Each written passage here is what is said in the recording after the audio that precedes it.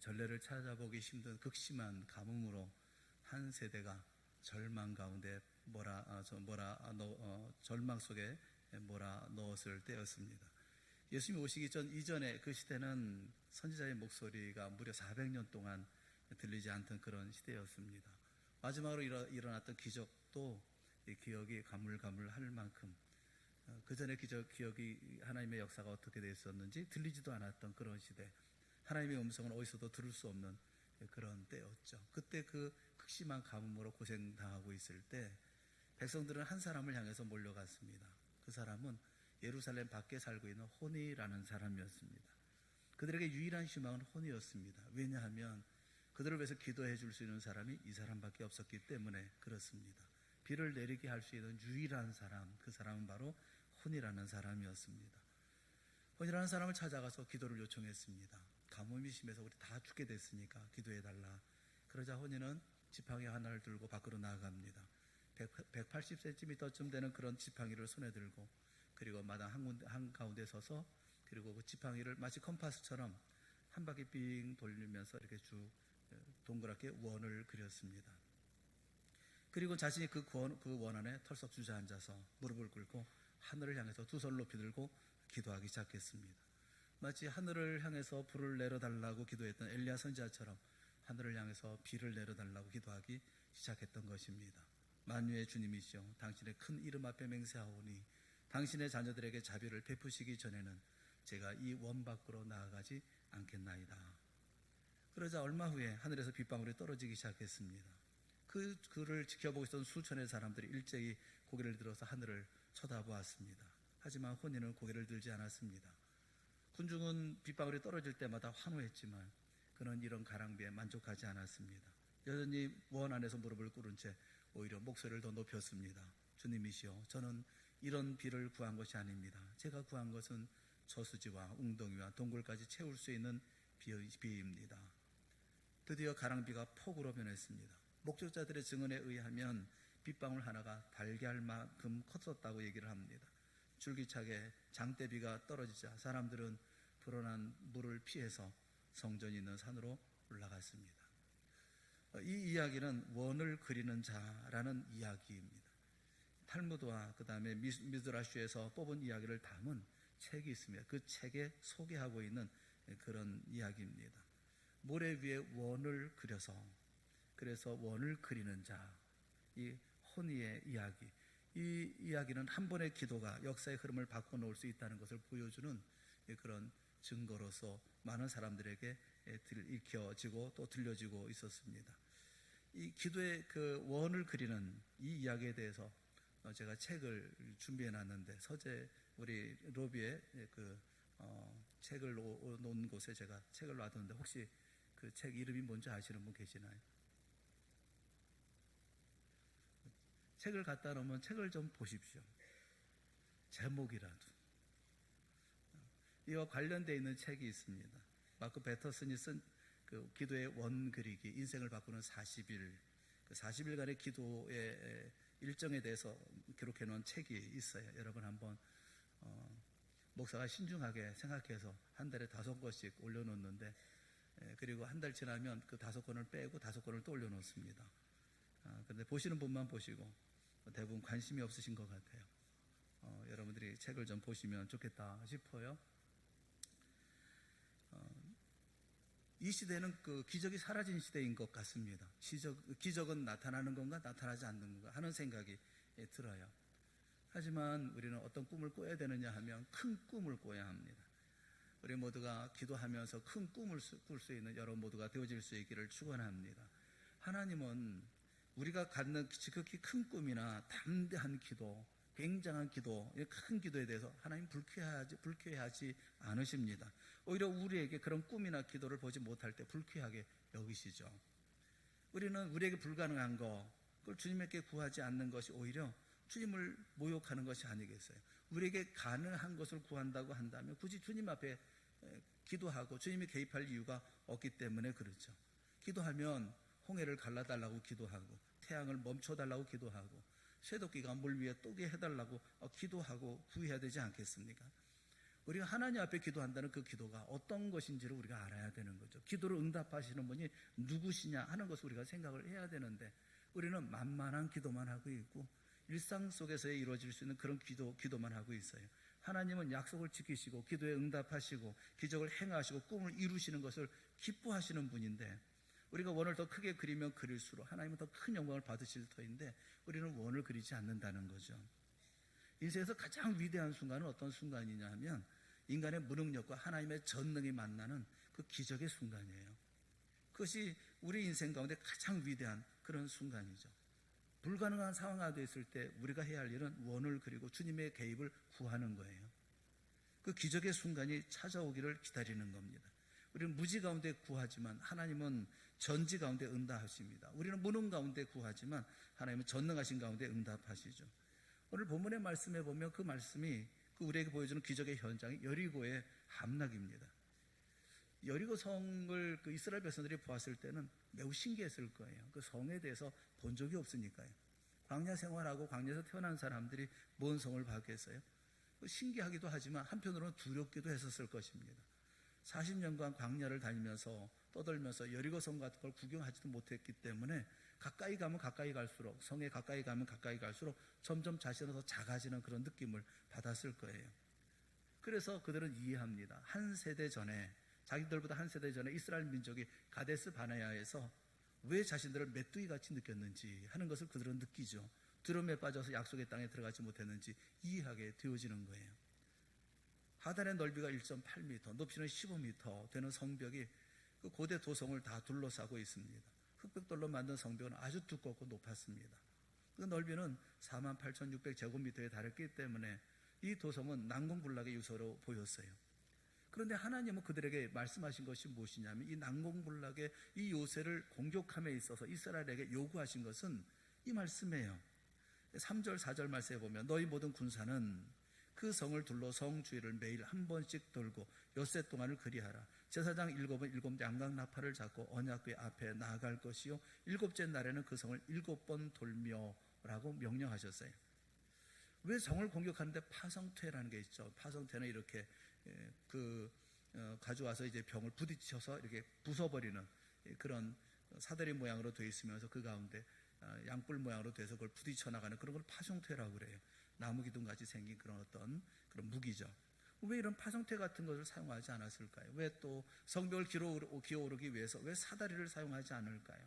왜 성으로 들어가는 수로를 차단하고 그래서 성을 함락하기 위한 준비를 하지 않을까요? 왜 성벽 위로 불화살을 쏘지 않을까요? 아마 이런 의문이 가득했을 것입니다. 하지만 하나님은 다른 아무 말씀도 없이 그냥 성을 돌라고만 말씀하셨어요. 그리고 7일에 걸쳐서 그 성을 13번 돌라고 하십니다. 하나님은 이미 그들에게 말씀하시기를 여리고와 그 왕과 용사들을 내 손에 넘겨주었으니 이제 너는 성을 돌기만 하면 된다 라고 말씀하고 계시는 거죠. 이스라엘 군사들은 새벽에 아침 일찍 일어납니다. 6시에 일어나서 여리고 성을 돌기 시작합니다. 그냥 걷는 속도, 일반적인 보폭으로 시속 4.8km의 속도로 여리고 성을 돌기 시작해요. 하나님의 명령대로 엿새 동안 아무 말도 하지 않고 침묵하며 돕니다. 7째 날 7바퀴를 돌고 마침내 제사장들이 나팔을 불었고 그와 동시에 이스라엘 백성들 모두가 큰 소리로 외쳤어요. 그러자 성벽이 무너져 내렸습니다. 난공불락의 성처럼 보였지만 성을 도는 것만으로 그 성을 점령해버리고 만 것이죠. 제가 먼저 말씀드렸던 호니도 원을 그리는 사람, 이스라엘 백성들도 모두 원을 그리는 사람, 서클 메이커라고 얘기할 수 있어요. 원을 만드는 사람, 다시 말하면 기도의 사람들이라는 거예요.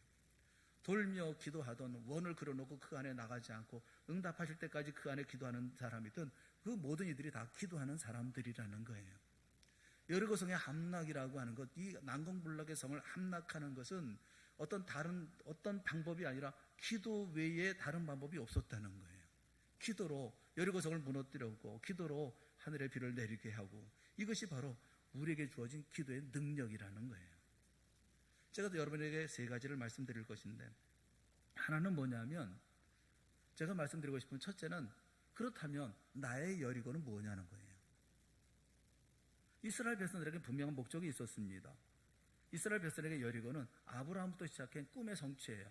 아브라함에게 약속하신 그 약속의 말씀, 가나안 땅에 들어가는 그 꿈을 이루어지는 그 시작의 단계이죠. 여리고 함락은 약속의 땅을 얻기 위한 첫 번째 단계였습니다. 그것은 그들이 평생 기도하고 모든 이들이 소명했던 그런 일이에요. 그것을 위해서 기도하고 있었고 그 일이 시작된 거예요.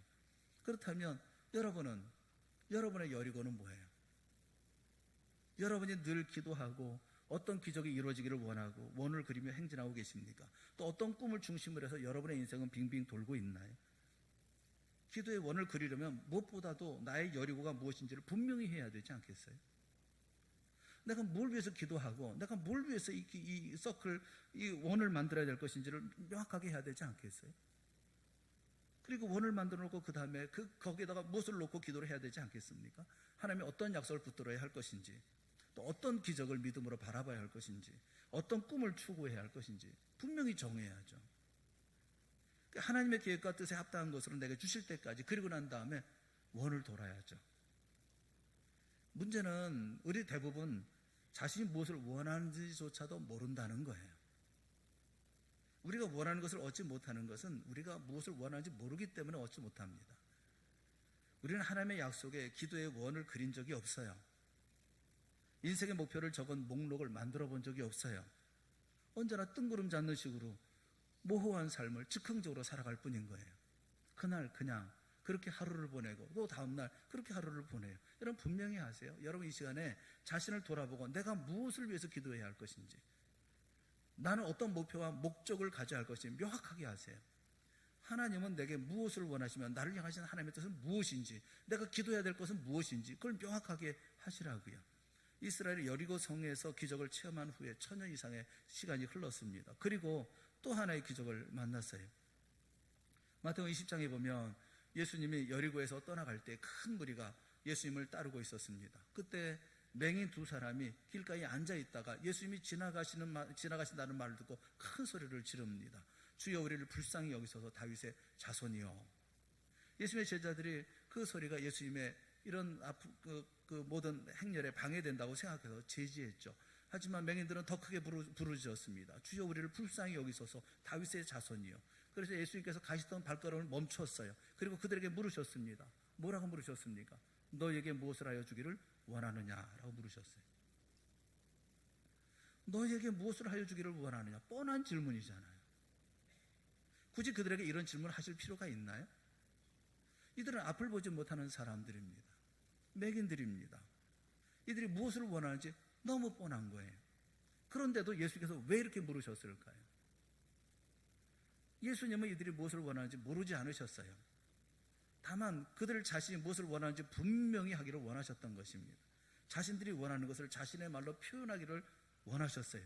자기들의 목표를 분명히 자각하기를 원하셨어요. 기도의 원을 그리는 첫걸음이 뭐냐면 무엇을 위해서 기도의 원을 그려야 되느냐 하는 것을 분명히 알라는 거예요.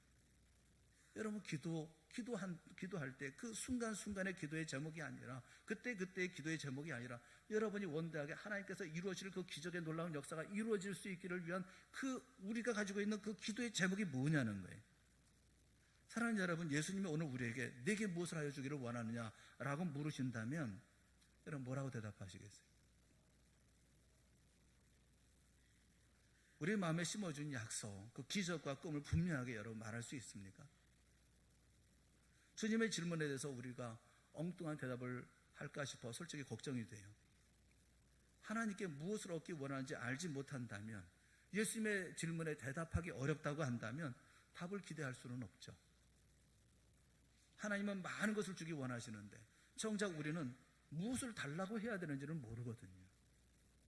그래서 우리의 기도는 대부분 따분합니다. 우리의 기도는 대부분 지루해요.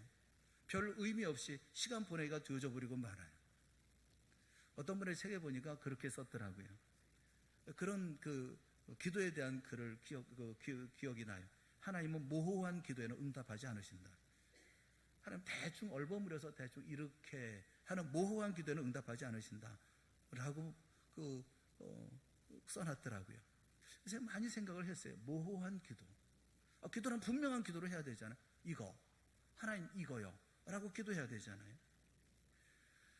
보면서 성공을 원하지 않는 사람은 단 한 사람도 만나본 적이 없습니다. 성공 원하지 않는 사람은 없어요. 다 성공하기를 원해요. 그런데 자기가 원하는 성공이 무엇인지 분명하게 정의하는 사람도 거의 만나본 적이 없어요. 성공하는 삶을 살고 싶대요. 근데 뭐가 성공해요? 내 인생의 성공은 뭐예요? 거기에 대한 생각은 없어요. 우리는 하나님의 뜻에 따라 추구해야 할 목표의 원을 그려야 돼요. 그분의 뜻 안에서 붙들어야 할 약속, 계획 안에서 이루어져야 할 꿈의 원을 그려야 됩니다. 여리고성이 무너질 때까지 계속 기도하며 돌아야 돼요. 어떤 것이든지 그 안에 있는 것이 무엇인가 하는 것이 분명해야 되는 거 아니겠어요? 근데 그것이 분명하지 않으니까 우리는 기도도 제대로 못하고 이루어지지도 않고 기적도 볼 수 없고, 오늘의 시대는 그런 시대가 아닌가요? 우리 기도는 많이 허물어져 있어요.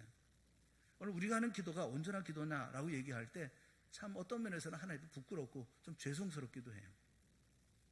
결심하고 결단하고 이것을 위해서 기도하는 그 기도를 놓고 목숨 걸고 기도하느냐라고 얘기하면 그렇지 않아요. 우리가 뭔가 분명한 목표가 정해져 있을 때, 여리고라고 하는 어떤 성을 중심해서 이렇게 그 성을 돌게 되어지고 그 기도하는 마음으로 바라볼 때 이 모든 문제는 다각도로 볼 수가 있습니다. 도우니까 성의 모든 부분들을 볼 수가 있어요. 그 문제를 밖에서 보게 되어진다는 거예요. 상황을 모든 각도에서 보게 되어지면 기도할 때 그런 공식이 생깁니다. 속도가 변화되고 그 다음에 장소가 변화돼요. 그러면 뭐 어떤 변화가 나타나냐면 관점의 변화가 나타납니다. 아사메 겐지라고 하는 사람은 그런 말을 했어요.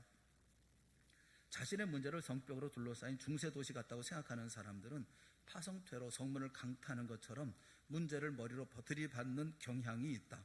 그들은 자신의 지적 능력을 총동원해서 성문을 때리고 성의 방어 체계를 깨뜨리려고 애쓴다. 어떤 문제가 있다고 한다면 그 자신의 문제를 마치 도시 어떤 그 성처럼 생각하는 사람이 있다고 한다면 자신이 가지고 있는 모든 것을 가지고 머리로 마치 그 문제를 들이받는 것처럼 그런 경향이 있다는 거예요. 열심히 부숴뜨리려고 한다는 거예요. 근데 그분의 결론이 뭐냐면, 그런데 문제 해결은 어느 날 갑자기 찾아온다. 여러분 그렇지 않아요? 여러분 애쓰고 노력하고 부딪혀보지만 문제 해결은 그렇게 세웁니까? 어느 날 갑자기 나도 모르는 사이에 찾아오는 거예요. 이스라엘은 막강한 군사력이나 타고난 전략 때문에 그들의 힘으로 여리고를 정복한 것이 아닙니다. 그들은 주님이 그들을 위해 싸우시도록 맡기는 법을 배운 사람들이에요. 기도의 원이라는 것은 어떤 파송태보다도 강한 것입니다. 사랑하는 여러분, 기적은 회의석상에서 일어나지 않아요. 기적은 기도할 때 일어나는 거예요. 문제를 해결했기 때문에 승리하는 게 아닙니다. 기도의 문제가 해결되어졌기 때문에 승리하는 거예요. 우리는 성벽 밖에서 하나님의 약속을 붙들고 문제와 상황의 둘레를 빙빙 돌아야 되는 것입니다. 그렇게 하면 성 안에서 이 모든 문제가 해결되어지는, 성벽 무너지면 놀라운 역사를 경험하게 되어질 거예요. 먼저 내 여리고를 정하라는 거예요. 내가 기도할 기도의 제목을 정하라는 거예요. 평생의 기도의 제목이 뭐예요? 그 기도의 제목을 정해놓고 끊임없이 돌라는 거예요. 끊임없이 기도하라는 거예요. 그게 첫째라는 것입니다. 두 번째는 우리가 갖는 그 꿈은 얼마만큼 커야 되느냐 하면 하나님만큼 큰 꿈을 꾸라는 거예요. 꿈을 꿔도 하나님이 이루시는 그 일이라고 하면 하나님만큼 큰 꿈을 꿔야 되지 않겠어요? 보니까 사람이 나이가 들면 그 인지 기능의 무게중심이 상상력을 담당하는 우뇌에서 그 다음에 논리적인 좌뇌로 옮겨가는 경향이 있다고 그래요. 그러니까 사람이 상상력으로 살지 않고 논리로 산다는 거예요. 인생의 어느 지점에 이르게 되어지면 상상력으로 살기를 중단하고 기억에 의존해서 그 논리를 가지고 삶을 살기 시작한다는 것입니다. 우리는 미래를 창조하지 않고 대신 과거를 반복하는 거예요. 나이 드신 분들 보면 계속 옛날 얘기만 하잖아요. 기억게 된 얘기, 새로운 얘기, 미래에 대한 얘기는 안 해요. 옛날에 있었던 얘기, 했던 얘기 또 하고, 했던 얘기 또 하고. 분명히 저한테 얘기했는데 또 잊어버리고 그다음에 또 얘기하시고 또 계속 그렇게 반복해서 얘기하시죠. 물론 그래도 괜찮아요. 저는 인내력이 있어요. 그래서 열심히 들어줘요. 한 번 들었지만 한 번만 더 들으면 100번입니다. 그런 소리 안 합니다. 저는 열심히 들어줍니다. 과거를 계속 반복해요. 믿음으로 살지 않고 논리로 살아가요. 꿈을 추구하는 것을 중단하고 여리고 돌기를 포기해버리고 말아요. 새로운 일을 시작 안 해요. 기도와 상상력은 정비례합니다. 기도를 많이 할수록 상상력은 그만큼 더 커지는 거예요. 왜냐하면 성령께서 큰 꿈을 주시기 때문에. 어떤 꿈을 주십니까? 하나님만큼 큰 꿈을 우리에게 주시기 때문에 그래요. 우리의 상상력을 초대형으로 만들어 주시기 때문에 그렇습니다. 시편 126편 1절에 보면 여호와께서 시온의 포로를 돌려보내실 때에 우리는 꿈꾸는 것 같았도다. 그렇게 말씀하고 있어요. 꿈꾸는 것 같았도다. 나이가 더 먹을수록 믿음도 더 커지는 것이 맞아요. 하나님의 성실하심을 그만큼 더 체험했기 때문에 그렇습니다. 하나님이 우리의 마음에 심어주신 꿈을 추구하는데 나위 따위는 문제가 되지가 않아요. 우리의 능력으로 도저히 이룰 수 없는 그 꿈은 하나님께서 가장 큰 영광을 돌리게 되는 꿈이 되어지기 때문에 하나님은 기뻐하시는 거예요. 하나님 앞에 기도하려고 그러면 하나님께서 기도에 응답하실 만한 기도를 해야지. 우리는 맨날 하는 기도가 맨날 일상의 기도만 하고 있어요. 이스라엘 백성들의 기도가 그런 것 아닙니까? 뭘 먹을까? 뭘 어떻게 맛있게 먹을 수 있을까? 뭐 그런 거 아니에요? 하나님이 이루어 주실 만한 꿈, 그런 꿈을 가지고 우리가 품고 마음에 품고 그리고 그것을 위해서 하나님 앞에 기도해야 되잖아요. 나이는 많이 들어도 젊은이로서 생을 마감할 수 있는 그런 삶이 우리 가운데 있어야 되는 것이 아니겠습니까? 하나님을 의지하고 무릎을 꿇고 계속 이런 꿈을 품은 사람은 기도하는 거예요. 기도의 원을 계속 그리라는 거예요. 죽는 날까지 그렇게 하라는 것입니다. 상상력의 기억력을 추월해 나가는 그런 역사가 있기를 축원합니다. 상상력이 기억력보다 훨씬 더 큰 상상력을 가지고 자기 인생을 만들어가는 사람들이 되어질 수 있기를 바라는 거예요. 간혹 모세가 자기 힘으로 문제를 해결하기 위해서 애굽인 공사 감독을 죽인 것처럼 우리도 하나님보다 앞서갈 때가 있지요. 그런데 하나님을 대신해서 하나님의 일을 하려고 하면 늘 역풍을 맞게 마련이에요. 모세가 40년 세월을 광야에서 보내게 되지 않았습니까? 물론 하나님은 모세를 40년 광야에서 내버려 두지 않았어요. 그 기간 동안에 훈련을 시키셨죠. 토저라고 하는 분, 이 토저라는 분이 그런 얘기를 했어요. 하나님을 작은 분으로 보면, 우리가 하나님을 작은 분으로 보면 100가지 작은 악이 생기고, 하나님을 큰 분으로 보면 10,000가지 현재 문제들이 해결된다. 그런 얘기를 했어요. 우리가 내 힘으로 하려고 하거든요. 하나님을 작은 분으로 보기 때문에 하나님이 안 하시니까 내가 하는 거죠. 하나님이 할 수 없기 때문에 내가 하는 것이죠. 그러면 100가지 악이 생긴다는 거예요. 작은 악들이 생겨난다는 거예요. 그러나 하나님은 이 모든 것보다 크게 여긴다고 한다면 그러면 현재의 10,000가지 문제들이 다 해결돼 버리고 만다. 그렇게 말하고 있는 거예요. 여러분 스스로 한번 물어보세요. 내 문제가 하나님보다 큽니까? 아니면 하나님이 내 문제보다 크십니까? 자신에게 물어보세요. 우리의 가장 큰 문제는 하나님을 작은 분으로 보는 거예요. 그게 작은 악의 뿌리예요. 하나님을 늘 작게 보기 때문에 우리는 하나님 앞에 온전한 믿음의 역사를 만들지 못해요. 요단강이 만수가 되어지면 이 찰랑찰랑 이게 차고 장마철이 되어지면 그 너비가 1.6km가 된다고 그래요. 너비가 요단강의 너비가 1.6km가 된다고 그래요. 그 1.6km만 건너면 이스라엘의 400년 약속이 실현되는 거죠. 가나안 땅에 들어가는 거죠. 꿈의 실현이 눈앞에 다가왔어요. 그때 제사장들이 물 가운데 발을 내딛지 않았다면 한번 생각해 보세요. 제사장들이 그 요단강에 발을 내밀지 않았다고 한다면, 그리고 하나님께서 요단강을 갈라주실 때까지 그들이 지나갈 수 있도록 길을 만들어 주실 때까지 마냥 기다렸다면 어떻게 됐을까요? 아마 요단강 동편 강가에서 남은 생애를 다 보냈을 거예요. 우리 중에도 요단강 동편에서 여생을 보내는 분들도 없지 않아요. 꿈의 실현, 약속의 성취, 기적의 현현, 이것을 눈앞에 두고도 발을 물에 적시기 싫어하거든요. 마른 땅에 그냥 서 있는 거, 그게 좋아서. 그래서 요단강을 갈라주시기를 기다리고 있는데 평생 보지 못하는 거예요. 우리는 하나님께 왜 강을 갈라주지 않습니까? 라고 묻습니다. 그런데 하나님은 왜 발을 물에 적시지 않느냐? 라고 오히려 우리에게 물으셔요. 우리가 행동을 시작하면 주님이 행동하시는 것을 보게 되어질 거예요. 주님은 하늘과 땅 모든 것을 다 움직이시는 분이시기 때문에 그래요. 우리는 움직이지도 않고 기도도 하지 않고 큰 꿈도 갖지 않고, 그리고 뭐가 이루어지기를 바라는 것입니까? 하나님에게 문제가 있는 건가요? 여러분, 우리에게 문제가 있는 거예요. 기도하지 않는 우리가 문제인 것이고, 꿈을 꾸지 않는 우리가 문제인 것이고, 상상력을 동원하지 않는 우리가 문제인 것이고, 우리가 움직이지 않는 우리가 문제인 거죠. 베드로는 발을 적시는 모범을 보여준 사람이에요. 그는 오라라고 예수님께서 말씀하실 때 그 말씀만 믿고 배에서 갈릴리 바다 한가운데로 뛰어내렸습니다. 이것은 단지 발을 적시는, 물에 적시는 정도의 모험을 한 게 아니에요. 갈릴리는 갈릴리 바다라고 얘기합니다. 갈릴리 바다는 91평방 마일이라고 그래요. 킬로미터로 한 사람은 250km, 제곱킬로미터. 광명시가 얼마만큼 넓인 줄 아세요? 광명시 넓이. 광명시가 얼마만큼 크죠? 광명시에 살아도 우리는 그런 거 모르고 살아요. 알고 싶지도 않고 그러나요? 광명시 넓이가 38.5제곱킬로미터예요. 38.5. 그런데 갈릴리 바다는 250제곱킬로미터예요. 얼마나 넓은지 아시겠죠? 갈릴리 바다라고 불려지는 거대한 호수입니다. 그런 호수 한가운데 한밤중에 물속으로 뛰어들어간 거예요. 그 심리학 용어 가운데 에펠탑 효과라는 게 있습니다. 에펠탑 효과. 지금이야 에펠탑이 명실공히 프랑스의 랜드마크가 되어졌죠. 그런데 처음 에펠탑을 세우려고 할 때 어마어마한 반대를 받았어요. 많은 예술가들, 시민들이 반대했습니다. 흉물스러운 쇳덩이를 저렇게 크게 만들어 세우면 파리의 아름다운 경치를 전부 다 망쳐버리고 말 거다. 그래서 엄청나게 반대했어요. 하지만 그 반대를 무릅쓰고 에펠탑을 세웠어요. 그래서 시간이 지나면서 보니까 갈수록 에펠탑에 대한 호감도가 높아지는 거예요.